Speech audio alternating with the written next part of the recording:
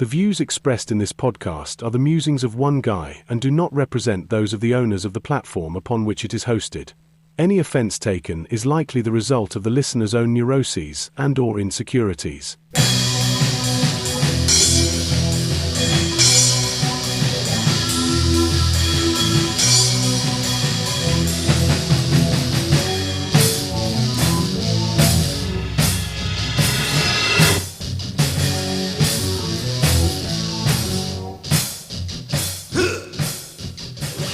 Hi, beautiful people, and welcome to the premiere episode of the Mypsychosis podcast.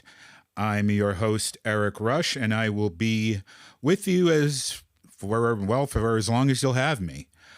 Why Mypsychosis? Well, here's the thing. Even with all of the beauty and the majesty and wonderful things in the world, our world is kind of crazy. It's kind of crazy making. There are a lot of things going on that, challenge a lot of people. And that's one of the reasons that, people are starting to not watch the news, not watch TV, not read newspapers, things of that nature.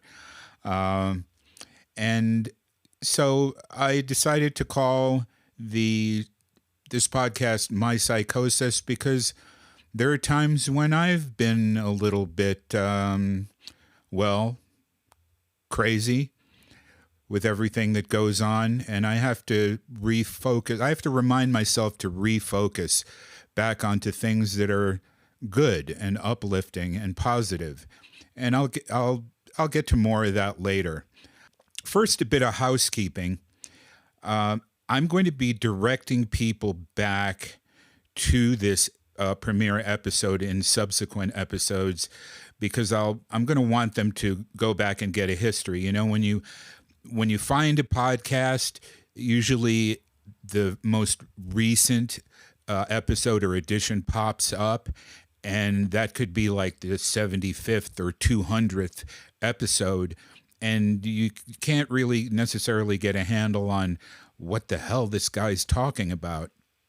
And that goes for any podcast. So I'm going to be directing people back to this. And so I'm going to be going over some real basic stuff here. By way of introducing myself, for those of you who don't know, I'm Erik Rush. That's Erik with a K, by the way. And I used to be a political commentator. I've done tons of radio and TV, but I mostly wrote columns for print and online sources for a lot of years. In fact, on February 28th, 2007, I broke the story on Fox's Hannity and Combs of then candidate Senator Barack Obama's pastor, Reverend Jeremiah Wright, and the Trinity United Church of Christ. No, not God bless America, God damn America, that's in the Bible. Yeah, that was a real controversial deal because, Reverend Wright was a very controversial guy. And that story actually became something of an impediment to Obama's election. Of course, it didn't keep him from getting elected, but it was something that he had some splaining to do around that. And the story was, it was a big one. And it probably helped one Sean Hannity become a household name because he got a lot of mileage out of that. As for me, I went from being, a guy who wrote an occasional column online and in print to having a regular column online, getting called on to more radio shows than I can reliably count. I was on Fox, CNN, more times than I can reliably count. And it was, it was a time, as they say. I got to write. I got to express my opinions. I got to fly around the country. I got to meet some really incredible people, some people who had their hands on the reins of power, so to speak. A lot of people in politics and activism and the media who are household names. And, it was an exciting time. I don't do political commentary anymore, and there are several reasons for that.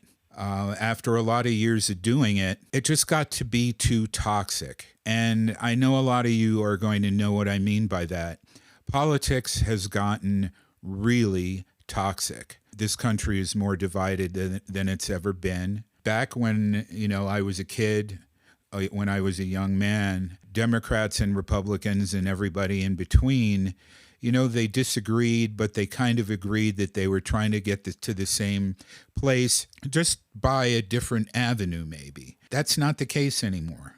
Everyone feels that the guy across the aisle is the enemy and has to be destroyed by any means necessary. Over the last few years, you've got people disowning their families, getting into fist fights over Thanksgiving dinner because they have different opinions. You have all of this defund the police stuff. You've got riots. You've got, black kids beating up, ganging up on one white kid, beating the crap out of him, or beating up some old white man. Because of what? Reparations? You got gangs of white kids engaging in violent flash mobs because someone hurt their feelings. It's just gotten really nasty. And I saw that. I saw the writing on the wall. It really became psychologically and emotionally and spiritually not good for me. And given that I didn't have a high-paying, steady media gig at the time, I wasn't making a ton of money doing it, so I figured, I don't really need this anymore. It also became kind of dangerous. Like a few people in my position, I got hate mail and things of this nature, death threats and whatever, but on April 15th, 2013, the day of the Boston Marathon bombing, I was swatted. Now, I don't know if you're familiar with that. Some of you will be, but that involves someone who's kind of tech savvy spoofing your phone, calling 911 and telling them, I got a gun and hostages and I'm going to start throwing bodies out. The hope being that the SWAT team will kick open your door and spray the room with gunfire, and that will be the end of you. Well, fortunately for me, I live in kind of a small town in Colorado, and the cops knew me. And they, when they got the call, they were like, that doesn't sound like this guy. So what they did was they called me up, and then they came over to the house, and I went outside and talked to him, and everything was okay. So it wasn't the kind of swatting that it could have been. But again, like I said, I saw the writing on the wall, and I saw how dangerous things were becoming. This was getting to the point in time when people were starting to be canceled, and people were going after other people's livelihoods just because they didn't agree with them, and swatting them, of course. And in my world, when you go after somebody's livelihood or threaten them personally or go after their family, in my world, you take them out with extreme prejudice. And that was the way things were going to go if I didn't stop doing what I was doing. As important as I thought it was, I knew I had to get out. Because if you run around in America taking people out, of course, one of the things you need are really good lawyers. And again, I didn't have a steady, high-paying media gig, and I couldn't afford to live in a gated community with guns and dogs and security and all that to stay safe. So I figured it was about time for me to get out. And I did. Another reason that I decided to get out of there doing what I was doing with the political commentary was because of the level of exposure I had and the people I was exposed to. I was hobnobbing with former UN ambassadors and retired spies and retired admirals and generals and congressmen and senators and all of that. But I learned a lot, and I learned three key things. One of them is that most people in this country, and most people in the West really, they're not political ideologues. And what I mean by that is they don't necessarily identify with being on the right or the left. You know, they may have a few leanings, but generally there's overlap with the opinions that they have. And when I say most people, that translates into a majority of people in this country and in the West, okay? And those are the people that pollsters and politicians refer to as swing voters. Those are the people who they carry elections. And it's not like the people on the right or the left don't have any influence, because they definitely have a lot. But most people are kind of in the middle, and they tend to go into elections looking at a snapshot of how things are, the economy, just how people are getting along, things of that nature. They may not necessarily be as well informed as people who are news junkies on the right or the left, but it doesn't mean they're stupid. It just means that they have a different level of being informed. And so they carry elections. They look at things and say, okay, if things really stink right now and we're going into a general election, they look at whoever's in charge and they go, I want him out. And they'll vote him out regardless of party. They'll vote Democrat, they'll vote Republican, they'll vote a mix, depending on, like if they're voting for different offices, senators, congressmen, what have you. And that is precisely the reason why Donald Trump got voted out of office in 2020 and got voted back in 2024. Yet you look at that and you have to think, well, they must have thought it was pretty bad, because they voted the guy they just voted out back in, that being Trump. The second thing that I learned doing years of political commentary is that politics makes people stupid. And I don't mean intrinsically stupid. I mean willfully stupid. And that has to do with belief systems. And I'm going to talk a lot about belief systems during the course of this podcast, not just this episode. But one of the things that I recognized in studying all of this is that if you're on the left or if you're on the right, if you're a conservative or if you're a liberal, you subscribe to a belief system. And I learned that there's a lot of danger in beliefs and belief systems. If you have a belief, it can help you accomplish awesome things, or it can keep you enslaved mentally for a lifetime. If you subscribe to a belief system, for example, conservatism, if you're conservative, generally speaking, you tend to think things like, climate change. You think that, you tend to think that's kind of bunk. It's made up. They're just trying to, get our money or what have you. And while it's true that the climate agenda has been co-opted by the left to a large extent, it's undeniable. It's absolutely undeniable that we are screwing over the planet in big, big ways. But if you're a conservative, that's what you're supposed to believe in. If you're a liberal, for example, you are supposed to subscribe to the sanctity of a woman's right to choose. Well, I believe in a woman's right to choose, but when it comes down to partial birth abortion, which is clearly murder, not so much. If you're a conservative, you pretty much are for the death penalty, law and order. Yeah. Well, I've never been for the death penalty. which sort of ran afoul of a lot of conservatives I knew. But I never really believed that the state had the right to take someone's life.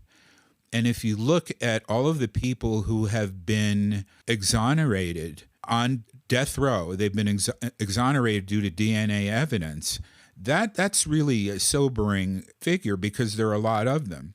In fact, I personally know a former prosecutor who withheld exculpatory evidence in a capital murder case here in Colorado, sent a young man to death row for 10 years. Now, they don't execute people in Colorado, so he just got life in prison, but he was later exonerated due to DNA evidence, and the prosecutors who were now judges, I believe, they lost their seats. I mean, it was really bad. The guy wound up getting like a $10 million settlement or something like that. So I've never believed in the death penalty, but you're supposed to if you're a conservative. So there are a lot of things that people subscribe to when they subscribe to a belief system that leave them closed-minded to anything outside of that belief system. If you subscribe to a belief system, anything outside of that, you're supposed to dismiss it. You're supposed to deny it. You're supposed to argue against it.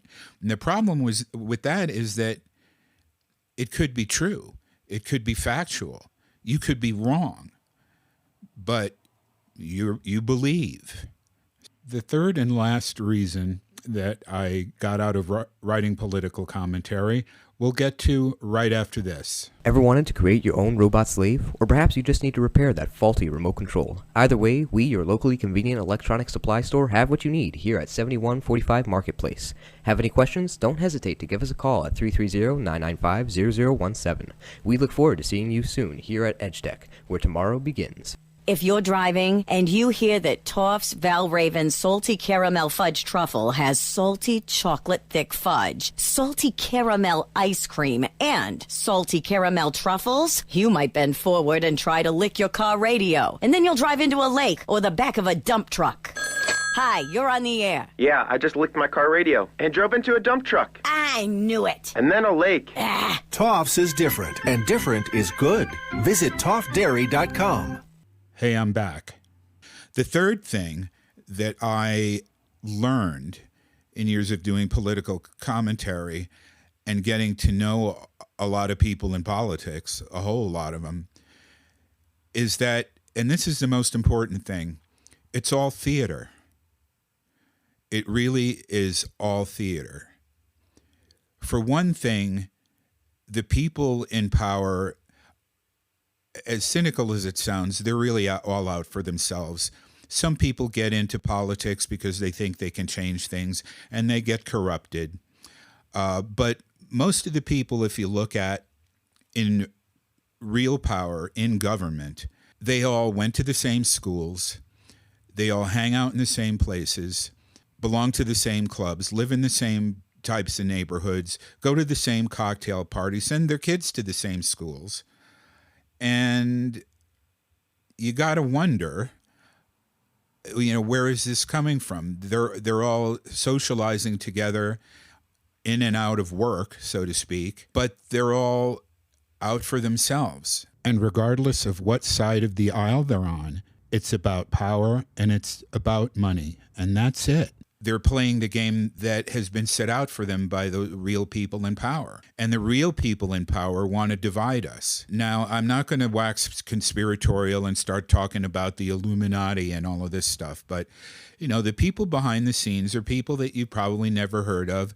A lot of them have a lot of money. Some of them not so much. They're just very well positioned. And I decided that if they all want to divide us, which they are doing very well, as I said earlier, and which you can probably see from what's going on in America and in the West, if they're just playing that kind of game with us, then it's stupid to play into it. So I wrote my last column in January of 2021, right after Biden got in, and I haven't looked back. When you do political commentary, whether you're on the left or the right, whether you're in print, radio, or TV, you're playing to a given audience. You're preaching to the choir. They believe what they believe, and what you're presenting is a 30-minute or a 60-minute or an 800-word value judgment. And I decided I didn't want to do that anymore. Let me tell you a story here. About 15 years ago, give or take,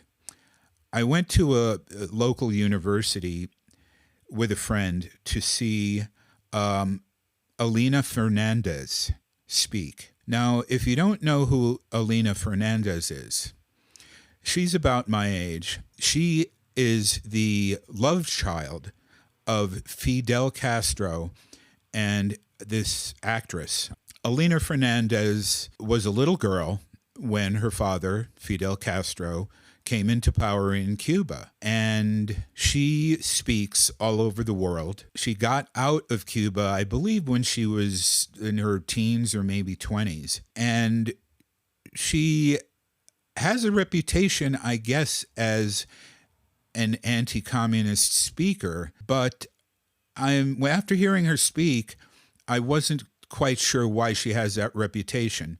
But here's how it went. The group who invited her to speak at this university were a pretty left-leaning group of people, as a lot of people in academia are. And I guess they maybe expected her to, come out and say, yay, communism, or yay, socialism. And a lot of the people in the audience who probably knew a little bit more about her, probably thought, given her reputation, that she was going to come out and say, boo communism, boo socialism. What was really interesting was that she did neither. All she did was relate her experience. For the 40 minutes to an hour that she spoke, all she did was related her experience starting when she was a little girl, when Fidel came into power. And it came out like this. One night before I went to bed, I was watching the Mickey Mouse Club, which was broadcast from a station in Florida, 90 miles away in the United States. And, we all really loved that show, the Mickey Mouse Club, when we were all little kids. And the next night before we went to bed, we were watching televised executions of Fidel's political foes. Wow. That's a stark contrast, isn't it? At no time did she make a value judgment of whether this was bad or it was good. She went on to describe a whole host of policies that she saw enacted under communism in Cuba. And some of it sounded to me, and probably the rest of the audience, pretty outrageous. Like at one point, the government decided that they were going to bring all of the farmers into the city and all the people in the city into the farms so they could learn how to do each other's different lifestyles. The people in the cities needed to learn how to farm, and the people from the farms, they needed to learn how to work in factories and stuff like that. Well, the problem is that there's a learning curve, right? Particularly to farming. Well, the people from the city didn't know how to farm. And so what happened? Well, people started starving because the farms failed. And that was just one of many things that seemed at first blush to be a no-brainer. Like, why would you do that? But those are the kinds of things that communists do. So I came away from that, from hearing her speak, I came away from that thinking, what sheer genius. Not coming out and saying, this is bad, this is horrible, but just relating your experience, relating your observations. And that's pretty much how she delivers what she says about growing up in communist Cuba and why she's such a popular speaker to this day. And I decided that that's what I want to do. Do I have opinions? Sure, everybody does. I'm going to try not to render too many of them. I'm just going to relate my experiences and observations and let you make the value judgment. Or not. Now, there are some exceptions to that. I'm never going to be down with things like, pedophilia, as much as some people with an agenda are trying to soften our view of things such as that. There's certain things that are just wrong. Murder, putting people in concentration camps, stuff like that. Yeah, genocide. Yeah, some things are wrong, and I'm going to say so. So with my background, I guess my credibility and bona fides aren't really in question in here. I've done, like I said, tons of radio, tons of TV, tons of writing. But whenever anybody does anything, I guess there's going to be that little voice of doubt, that voice of doom. What do you want to do a podcast for anyway? There's a million podcasts out there. You really think people are interested in what you got to say? Besides, most people are morons, so who cares anyway? But I decided not to listen to that voice. I decided that I try to listen to a more encouraging, uplifting inner voice. Don't listen to that leathery old c***. She wishes she had your courage. So I decided, not to listen to it because I like exchanging ideas. I like the technology. I like creating, and it can be cathartic. One of the things that I mentioned when I used to write political commentary, and made no secret about this, is that I've been in recovery from various substance abuses. I've been in recovery for a lot of years, and it's, obviously you're a lot more productive and functional when you're recovering as opposed to being addicted to various substances. And it can be cathartic. One of the things that they do that people in recovery do, particularly 12-step recovery, is that they share. They talk about stuff, and that's part of what helps them recover. Sharing things, getting it off your mind, bouncing it off of other people. It's emotionally and psychologically healthy. So I figure that as long as I'm not focusing on the darkness of our political ecosystem, as it were, that it would probably be a healthy thing for me to do. So what have I been doing now that I'm not doing political commentary? Well, I've been writing. I'm still writing. I've been running kind of a boutique copywriting company or service, mostly for companies in life sciences, biotech, biopharma, healthcare, medical. That's primarily because I was in biomedical research for over 20 years, and I speak the language, so that only made sense in continuing to write. I've been doing artwork, and I've been playing in a band. I played in a band for many years. Actually, I started playing in clubs in New York before I was old enough to be in clubs. And I did a lot of that stuff growing up until my mid-20s. And music has always been really close to my heart. And it's also quite cathartic. So I got back to doing that, mostly for fun and just hanging out with some people I know and doing that. So I'm not doing politics, but I'm doing healthier stuff. What will we be discussing on Mypsychosis? Well, pretty much anything I want. Again, not doing politics. Politics and the news, I think, are universally bad in the sense that they all focus on the bad. This is bad. Those people over there are bad. And what can we do about them? If you watch Fox, Newsmax, it's the people on the left that are bad. If you watch CNN, the alphabet legacy media, it's the people on the right who are bad. And that's one of the reasons people aren't really watching that the ratings of a lot of these news organizations are tanking and people aren't reading newspapers. It's the divisiveness. It's the toxicity. They don't like it. And people have been saying for years, part of that had to do with, sensationalism and salaciousness grabs people's attention. Well, yeah, but it also keeps their mind in the toilet.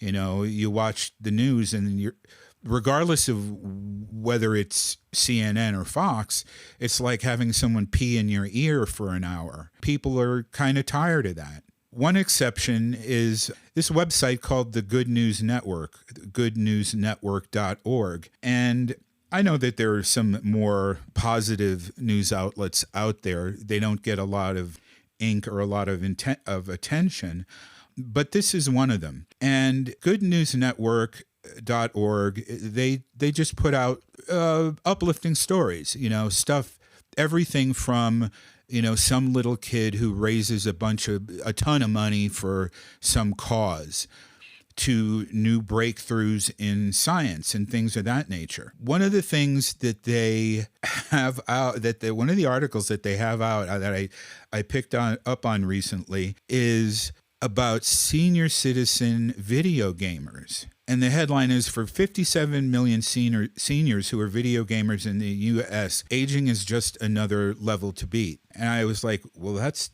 interesting. 57 million? No, that can't be. 57 million seniors are video gamers. Yeah, that's like 23% of the adult population. And then they go into this story. Now, granted, people look at video games and are like, oh my gosh, the kids are playing these video games, they're melting their brains, and et cetera, et cetera. Okay, I get that. Spending too much time playing video games isn't good for anybody. You need to get outside, you need to move your body, you need to do other stuff. The 40-year-old unemployed, super morbidly obese guy sitting in his mom's basement, dressed like a wizard, playing Dungeons and Dragons online, has already become a cringe-worthy stereotype in our culture. But face it, there are a lot worse habits that people can have than playing video games. And, there are certain positive aspects to keeping the brain stimulated, doing video games, hand-to-eye coordination, and things like that. So this article on the Good News Network is talking about senior citizen gamers. And they're talking about, this one woman named Michelle. She's 60 years old, known to many of her friends as Tactical Grandma, the moniker she uses while playing her favorite video game.